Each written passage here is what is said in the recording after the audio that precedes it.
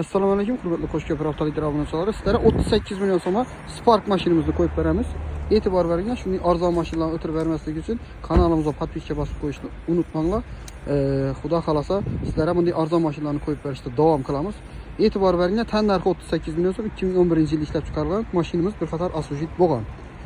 Balonlar yaxshi holatda, metan ustanovka qilingan, motorlari muayyan edi. Hech yerda hech qanday ошибкасы yo'q. Yana nima olsun aytamiz. Hadovoyga kelasiz, hadovoy o'rta holatda bir qator o'zlaringiz uchun ko'rib bersangizlar, chotki holatda keladi.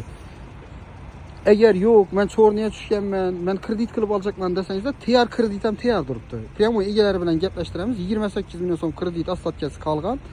Tan narxina keladigan bo'lsak 38 million so'm. Hech qanday kredit davom qildirish uchun ustuna pul mindirilmaydi. Shu 38 million so'm o'zina beriladi. Mashinamizni 38 million so'm alasizlar, 10 million so'm egalarining qo'lina berasizlar, 28 million so'm kredit asfaltkasi qolgan, kreditni davom qildirib ketishlaringiz mumkin.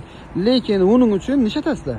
10 millionni egasini bergandan keyin yana ham 2 oylikni oldindan to'laverasizlar. Agar shu taklifimiz ma'qul bo'ladigan bo'lsa, taxminan oldindan bir 13-14 million so'm pullaringiz bo'ladigan bo'lsa, qolganini kredit qilib ketsangizlar bo'ladi. Egasining nomidan. Xudo xolasa kreditni tamom qilganlaringizdan keyin xohlasangiz nomingizni o'tirib olasiz, xohlasangiz general davomini olishlaringiz mumkin. Inestlere kredit devam kıldırışa Spark maşinimiz. Egesinin koluna 10 milyon verildi. 28 milyon so'm kredit asfaltkası var. 28 milyon so'mni xudo xolasa aymayı bölüp to'lab bersangizlar bo'ladi.